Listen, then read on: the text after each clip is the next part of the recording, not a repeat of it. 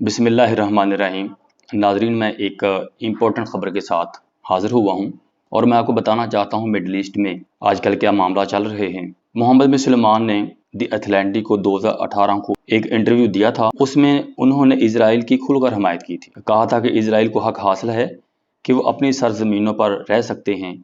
जैसा कि आपको पता है कि नाजरीन, इजराइल तो बहुत छोटा था। नाजरीन, ये 1946 का नक्शा है, ये पैलेस्टाइन का, इसके ऊपर कब्जा था इन एरियाज के ऊपर जहाँ पे ग्रीन कलर है, और जो व्हाइट कलर है इस पर इसराइल का कब्जा था। नाजरीन देखिएगा, 1946 में इजराइल के पास कितनी मलकियत थी और पैलेस्टाइन के पास कितनी मलकियत थी। नाजरीन अब आ जाए 1947 में। 1947 में अगर हम देखें तो पैलेस्टाइन की मलकियत कम होती जा रही है और इजराइल की मलकियत बढ़ती जा रही है। 1949 टू 1967 में अगर आप देखें तो इजराइल कितना फैल चुका है और पैलेस्टाइन के पास कितनी मलकियत रह गई है। तो पैलेस्टाइन जो है उसके पास मलकियत इंतहाई कम रह गई है और इजराइल के पास मलकियत बढ़ गई है। इसका मतलब ये हुआ कि जो इसराइल की मलकियत थी वो कम थी, पैलेस्टाइन की मलकियत ज़्यादा थी उस एरिए में, लेकिन इजराइल ने कब्जा किया है पैलेस्टाइन के लोगों की ज़मीनों के ऊपर। अगर हम 2012 का नक्शा लेते हैं तो आप उसको नक्शे में पैलेस्टाइन जो है कहीं नजर ही नहीं आ रहा और जो इसराइल है वो तो पूरा फैल चुका है। अगर हम इन नक्शों का बगौर जायजा लेते हैं 1946 से लेकर 2012 तक,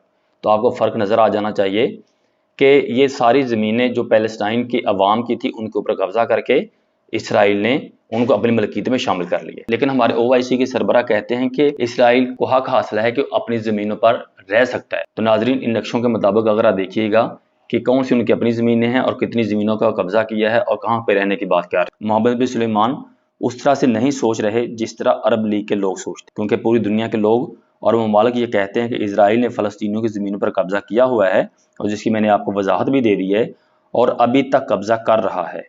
लेकिन OIC के सरबराह ने ये वजाहत कर दी है कि ज़मीनें इजराइल की हैं और इजराइल के लोगों को रहने का पूरा हक हासिल है।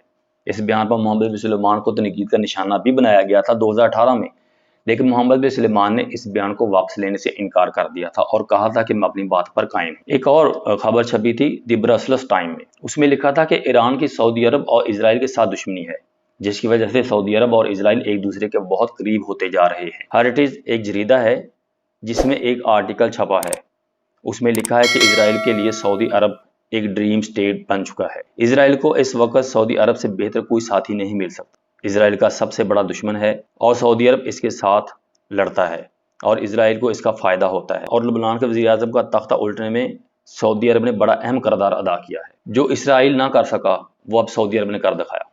सऊदी अरब ने यमन में भी जंग की, यमनियों के लिए नहीं बल्कि ईरान के नाम पर यमन के लोगों को मारा गया। सऊदी अरब इस वक्त खित्ते में होने वाली हर बड़ी लड़ाई का हिस्सा बनता जा रहा है। इजराइल जिस तरफ जाता है सऊदी अरब भी उसी तरफ चला। नाजरीन, हाल ही में एक ड्रामा दिखाया दिया गया सऊदी अरब में, उम्मे हरून। उसमें इस बात की वजाहत की जा रही है कि यहूदी बड़े अच्छे लोग हैं, यहूदियों के लिए नरम गोशा अपने दिल में रखें, यहूदियों के साथ ताल्लुकात इस्तवार करें, यहूदियों से बिजनेस को ज़्यादा से ज़्यादा प्रमोट करें और उन लोगों के लिए नरम गोशा रखें जिन्होंने फ़लस्तीनी की ज़मीनों के ऊपर कब्जा कर लिया।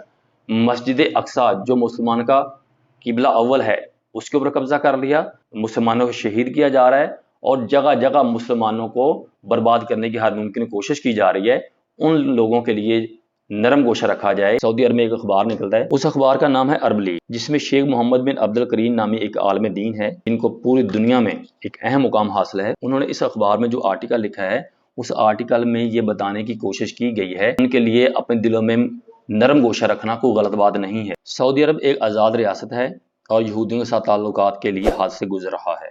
मदीना की रियासत जब थी तो एक मुसलमान रियासत दूसरे मुसलमान रियासत के लिए आवाज़ उठाती थी और ये उनके साथ ताल्लुकात को मुसलमानों के रियासतों से भी आगे लेकर जा रहे हैं, जिन्होंने शाम, फ़लस्तीन, मिस्र, उर्दन और पूरी दुनिया में मुसलमानों को तबाह बर्बाद करके रख दिया है। रशिया के बहुत बड़े मुसन्नफ़ हैं, उन्होंने एक ट्वीट किया है। नाज़रीन, ये ट्वीट स्क्रीन पर नजर भी आ रहा है आपको, मैं इसकी थोड़ी सी वजाहत कर देता हूँ। उस मुसन्नफ़ का नाम मुखाइल बोरस है। उन्होंने लिखा है कि पाकिस्तान को मोहम्मद बिन सलमान के साथ डील नहीं करनी चाहिए। अमेरिका की कठपुतली तौर पर सऊदी अरब काम करता है। अमेरिका, सऊदी अरब, भारत और इजराइल से अपने मकासद के लिए इनको इस्तेमाल करता है कि पाकिस्तान इन अरब वालों के साथ अपने ताल्लुकात बेहतर करे जो अरबों की नाइंसाफ़ी की वजह से परेशान है।